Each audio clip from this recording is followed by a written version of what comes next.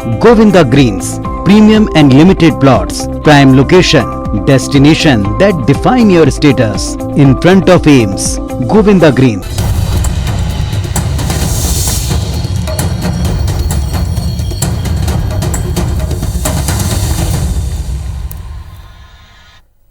नमस्कार, आप देख रहे हैं IBC 24। मैं हूं आपके साथ विजय कुमार पंड्या। शुरुआत करेंगे रात 9 बजे के इस बुलेटिन की छत्तीसगढ़ की खबरें। इसमें आप देखेंगे सबसे पहले बात करते हैं लोकसभा में आज छत्तीसगढ़ में प्रधानमंत्री आवास योजना के तहत बनाए जाने वाले मकानों का मुद्दा गूंजा है। कांग्रेस सांसद दीपक बैज ने शून्यकाल में जहां पीएम आवास योजना की राशि नहीं दिए जाने का आरोप लगाया, वहीं भाजपा सांसद सुनील सोनी ने इस मामले में केंद्र सरकार से हस्तक्षेप का आग्रह करते हुए बताया कि 2 साल से छत्तीसगढ़ सरकार ने इस योजना के लिए अपनी राशि नहीं दी है।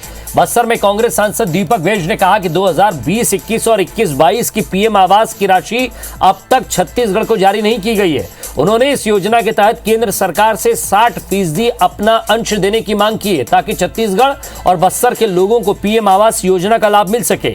इधर रायपुर से भाजपा के सांसद सुनील सोनी ने भी यह मुद्दा उठाते हुए कहा कि राज्य सरकार ने पिछले 2 साल से पीएम आवास की राशि स्वीकृत नहीं की है, इसलिए 7,81,000 मकान लौटाए गए हैं। उन्होंने लोकसभा में ये जानकारी दी कि लगभग 11,000 करोड़ रुपए वापस चले गए। सुनील सोनी ने केंद्र सरकार से हस्तक्षेप कर राज्य सरकार से इस योजना में उनका अंश दिलवाने की मांग की है।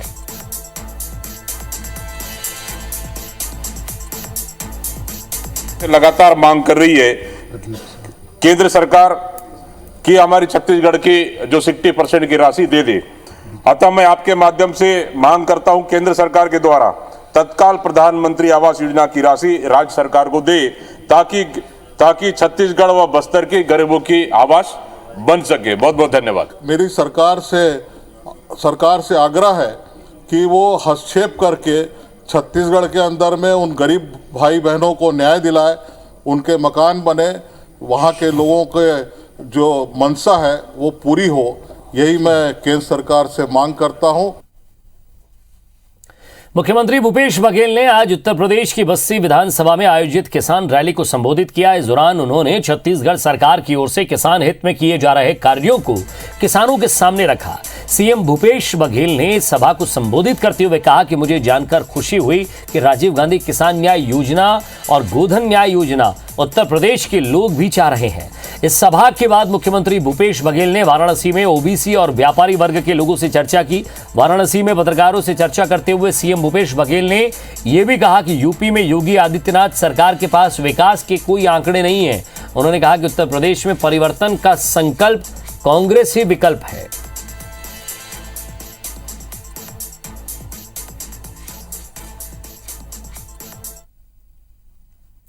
और छत्तीसगढ़ के 15 नगरीय निकायों के लिए 20 दिसंबर को वोटिंग होगी। नगरीय निकाय चुनाव के लिए नामांकन वापसी के बाद अब चुनावी सरगर्मी बढ़ गई है। बड़े राजनीतिक चेहरों की प्रतिष्ठा इस चुनाव में दांव पर लगी है, तो वहीं कई प्रत्याशियों के राजनीतिक कैरियर भी इस चुनाव में तय किए जाएंगे।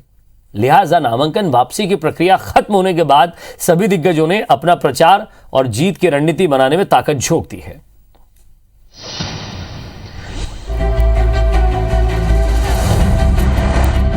दुर्ग जिले के 4 नगरीय निकायों में चुनाव होना है, लिहाजा सबकी निगाहें यहीं पर जमी हैं।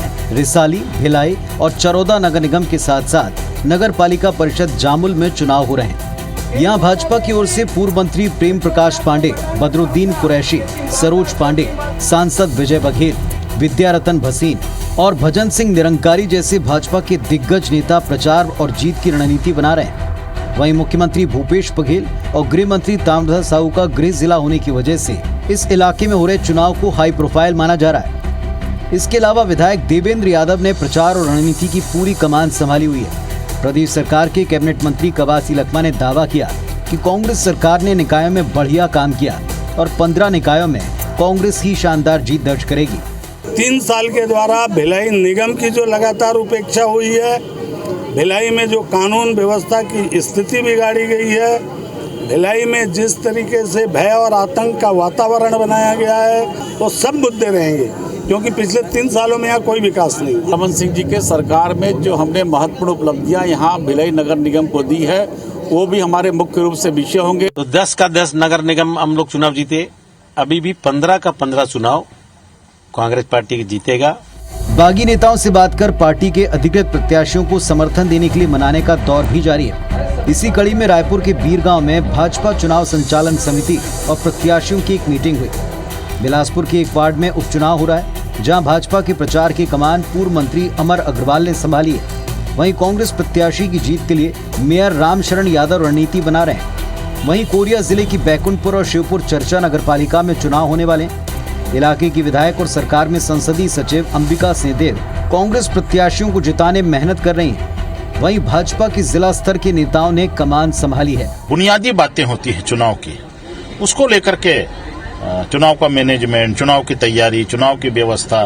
देखिए, चुनाव घोषणा पत्र समिति हमारी बनी हुई है और आज या कल उसकी बैठक भी संभावित है, लेकिन मुझे लगता है कि 2-3 दिनों में हमारा चुनाव का घोषणा पत्र आ जाएगा। और हम सब लोग का प्रयास रहेगा कि लगातार गफ्फार भाई वहां से अच्छे लीड से जीतते आए थे, तो उनका भाई को टिकट दिया गया है तो वो भी अच्छे लीड से जीते। भारतीय जनता पार्टी के सारे कार्यकर्ताओं ने हमने बैठ के तय किया है, क्योंकि गफ्फार भाई का अपना प्रभाव था, व्यक्तिगत प्रभाव था, और सब मिलके इस वार्ड को भारतीय जनता पार्टी इस बार चुनाव जीतेगी। कुल मिलाकर नामांकन वापसी के बाद अब सारा दारोमदार समर्थन, प्रचार और अपने पक्ष में वोटिंग कराने को लेकर है। देखना होगा किसकी मेहनत जीत का गुलाल बनती है। Bureau report, IBC 24। बलरामपुर जिला मुख्यालय की जनपद पंचायत में अध्यक्ष और उपाध्यक्ष के खिलाफ अविश्वास प्रस्ताव लाया गया। बलरामपुर जनपद पंचायत में 18 जनपद सदस्यों से 15 बीजेपी समर्थक हैं। जनपद पंचायत अध्यक्ष और उपाध्यक्ष के खिलाफ शहर में रैली निकाली, तो दूसरी तरफ बीजेपी ने इस अविश्वास प्रस्ताव ने विधायक बृहस्पति सिंह को जिम्मेदार ठहराया और उन पर धनबल के प्रयोग का आरोप लगाया। जनपद पंचायत अध्यक्ष और उपाध्यक्ष ने भाजपा के जिला अध्यक्ष को ज्ञापन सौंपकर बीजेपी समर्थित जनपद सदस्यों के खिलाफ कार्रवाई की मांग की। प्रस्ताव जो लगा है अभी यहाँ के स्थानीय विधायक जी के द्वारा सत्ता के मद में, और हमारे जो भोले भाले जो जनपद सदस्य हैं उनको काम दिलाने के नाम से विधायक का यहाँ पर शासन के ऊपर जो है राज चल रहा है। लालच दी गई, दबाव डाला गया और इसके बाद उनको अपने आदमियों के द्वारा बुलवा लिया गया और पता नहीं वो फिर कहाँ पे हैं, इस संबंध में अभी कोई जानकारी नहीं। 2 साल में हम लोगों के द्वारा जनहित को ध्यान में रखते हुए कार्य किया गया है यहाँ पर, और जनता के सोच के हिसाब से हम सभी बीडीसीओं को साथ लेकर अगर चलने का प्रयास किए हैं तो ईश्वर हमारा साथ निश्चित रूप से देगा और फ्लोर टेस्ट हम बहुमत के साथ पास करेंगे। छत्तीसगढ़ में चिटफंड कंपनियां लगातार अपने पैर पसार रही है। सरगुजा में इन फर्जी कंपनियों ने 55,000 लोगों को अपना शिकार बनाया है और इनसे जो ठगी की गई है उसकी रकम जानकर आप हैरान हो जाएंगे। इन लोगों ने, जो भोले भाले लोग हैं, उनको 1 अरब 20 करोड़ रुपए का चूना लगाया है। हालांकि सीएम भूपेश बघेल के निर्देश के बाद ऐसी कंपनियों पर लगातार कार्रवाई की जा रही है, लेकिन पुलिस के सामने कई और चुनौतियां अभी भी हैं।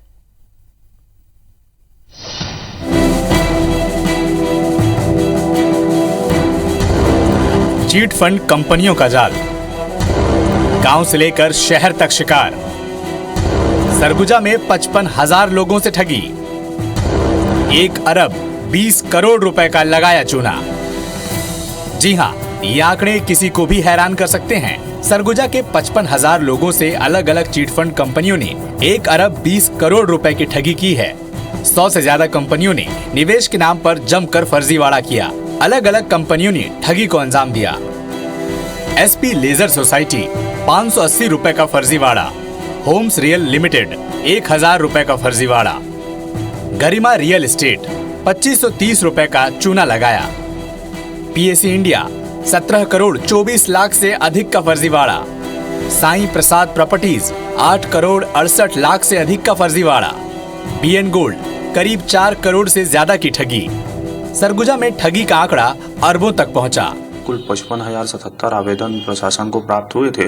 उनमें कुल 1 अरब 20 करोड़ रुपए के आसपास की राशि जो निवेशित इन चिट फंड कंपनियों में की गई थी और इसे अभी हम इसमें जांच कर रहे हैं। सीएम भूपेश बघेल के निर्देश के बाद प्रदेश की चिट फंड कंपनियों पर लगातार कार्रवाई की जा रही है।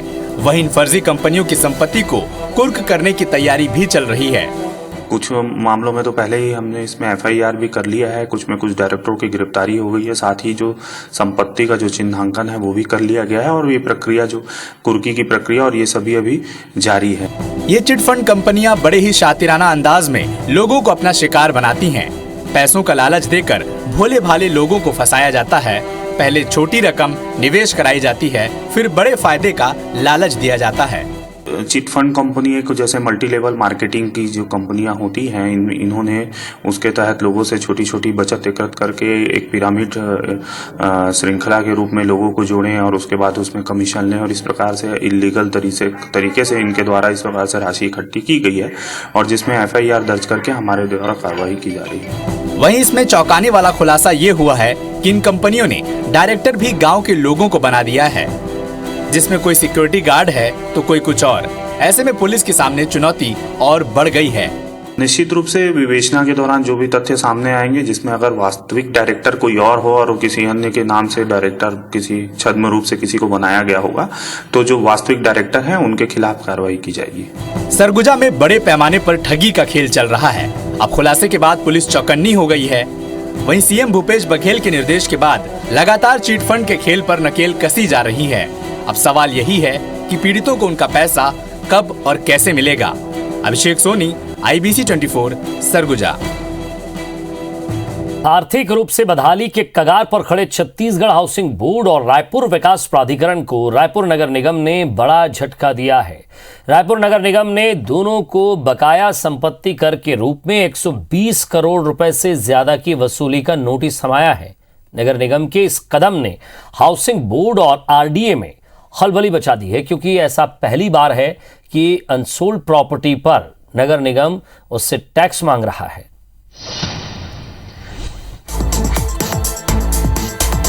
रायपुर नगर निगम की ओर से छत्तीसगढ़ हाउसिंग बोर्ड और रायपुर विकास प्राधिकरण को भेजे इस नोटिस ने खलबली मचा दी है। खलबली इसलिए क्योंकि राज्य बनने के 21 सालों में ये पहली बार ऐसा हुआ है कि सरकार की दो एजेंसियों से सरकार की ही एक एजेंसी ने प्रॉपर्टी टैक्स समेत अन्य दूसरे टैक्स की मांग की है।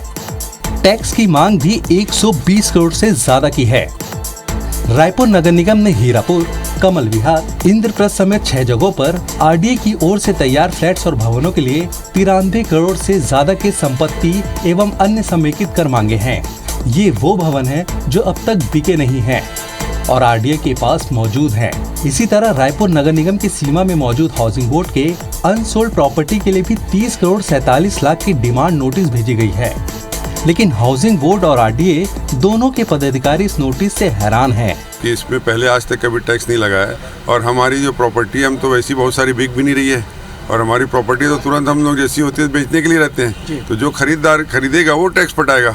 हम लोग उसमें टैक्स पटाने का कहीं से ऐसा लगता नहीं है, लेकिन इसके बावजूद भी बैठ के कलेक्टर कमिश्नर सबसे चर्चा करके जो भी उसका होगा निराकरण करेंगे। तो जो नोटिस दी गई है नगर निगम के द्वारा, इसमें हम हमारे अधिकारी जो है आपस में नगर निगम के अधिकारियों के साथ बैठकर एक हल निकालेंगे और इसका परीक्षण किया जा रहा है। जो नोटिस दी गई है उसका परीक्षण किया जा रहा है कि क्या इसमें है, इसको समझना है।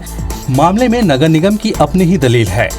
वो नगर निगम अधिनियम की धारा 173 के हवाले से टैक्स वसूली को जायज बता रहे हैं। उनका कहना है कि नगर निगम राज्य और केंद्र सरकार के प्रतिष्ठान ही संपत्ति कर से मुक्त हैं। अगर हाउसिंग बोर्ड और RDA संपत्ति कर के दायरे से मुक्त है तो शासन का आदेश दिखाएं। 136 में प्रावधान है कि केंद्र शासन, राज्य शासन और निगम की संपत्तियों को छूट होगी यदि वो विधिवत अवगत कराते हैं कि किस नियम, किस धारा के तहत उनको छूट प्राप्त है, तो इस पर अवश्य विचार किया जाएगा। करीब 1000 करोड़ रुपए की अनसोल्ड प्रॉपर्टी के बोझ तले दबे हाउसिंग बोर्ड के लिए नगर निगम का नोटिस बड़े आघात से कम नहीं है। पहले ही करीब 400 करोड़ रुपए के कर्ज से दबे RDA के लिए भी ये नोटिस कमर तोड़ने वाली साबित होगी। लेकिन उससे भी बड़ा सवाल ये है कि इन दोनों सरकारी एजेंसी से संपत्ति कर लेने का प्रावधान है, तो 21 सालों से टैक्स क्यों नहीं लिया गया, और अगर नहीं तो फिर इस विवाद से नगर निगम क्या हासिल करेगा। राजेश राज, IBC 24 रायपुर। रायपुर में पाकिस्तान की टेरर फंडिंग मामले में खुलासे के तार अब दुर्गापुर से भी जुड़ गए हैं। 8 साल पुराने मामले में 5वें फरार आरोपी राजू खान को दुर्गापुर से गिरफ्तार किया गया है, जो दुर्गापुर स्टील प्लांट के पूर्व कर्मचारी बताया जा रहा है, जहां से उसे ट्रांजिट रिमांड पर भेज दिया गया। रायपुर पुलिस अब आरोपी को वहां से कोर्ट में पेश कर रिमांड पर लेगी और पूरी जांच करेगी। आपको बता दें कि दिसंबर 2013 में रायपुर के खमतराई थाने में आतंकी फंडिंग का मामला दर्ज हुआ था। पुलिस ने आरोपी को यूएपीए एक्ट और धोखाधड़ी और IT एक्ट के तहत गिरफ्तार किया था। आपको बता दें कि इस मामले में ही रायपुर जिला कोर्ट ने 24 नवंबर को आतंकी संगठन सिमी और इंडियन मुजाहिदीन से जुड़े 4 दोषियों को 10-10 साल की कैद की सजा सुनाई थी। खुजी विधायक के पति के वायरल वीडियो पर विवाद बढ़ता ही जा रहा है। दरअसल वीडियो में रेत से भरी हुई गाड़ी के ड्राइवर से विधायक पति ने गाली गलौज की और हाथ पैर तोड़ने की धमकी दी, जबकि ड्राइवर ने रेत की रॉयल्टी की पर्ची भी दिखाई। पूरी घटना के बाद पीड़ित ड्राइवर और आदिवासी समाज में आक्रोश है, जिसकी शिकायत थाने में की गई और मामला दर्ज कर लिया गया है। इतना अपशब्द जो गाली दिया है विधायक पति है, जो समाज के लिए निंदनीय है। सर मैं है गरीब परिवार के ड्राइवर हूँ, मुझसे आदिवासी हूँ।